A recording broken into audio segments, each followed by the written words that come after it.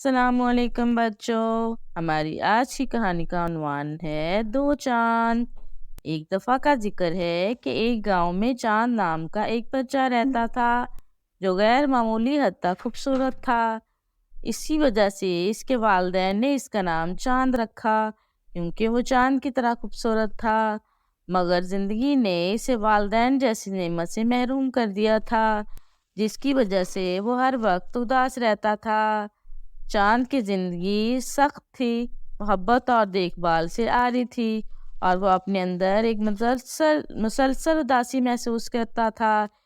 ایک رات جب چاند خود کو پرسکون کرنے کے لیے چھت پر گیا تو اس نے دیکھا کہ چاند اپنی پوری آب و تاب کے ساتھ چمک رہا تھا، مگر اسے لگا کہ چاند بھی اس کی طرح اداس اور تنہا ہے۔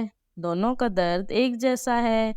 رات کی خاموشی میں چاند کو ایسے لگا جیسے چاند بھی اسے بات کر رہا ہو، تسلی اور دلاسا دے رہا ہو۔ چاند کے چہرے پر مسکراہٹ پھیل گئی اور جواب میں چاند بھی اوپر چمک کر اس کی اداسی مٹا رہا تھا، جس سے پورا ماحول خوشگوار ہو گیا۔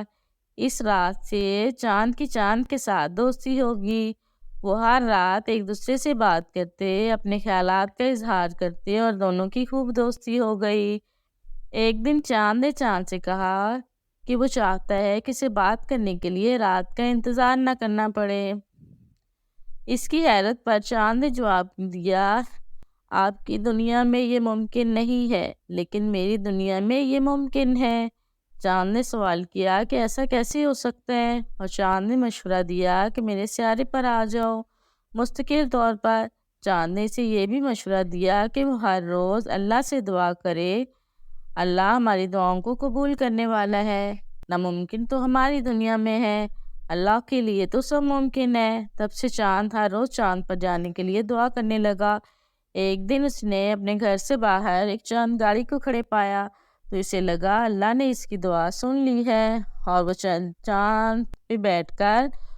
جلدی سے چاند گاڑی پہ بیٹھ کر چاند کے پاس پہنچ گیا۔ دونوں کی خوب ہنسی خوشی زندگی گزرنے لگی۔ ملتے ہیں نیکسٹ ویڈیو میں ایک نئی کہانی کے ساتھ، تب تک کے لیے اللہ حافظ۔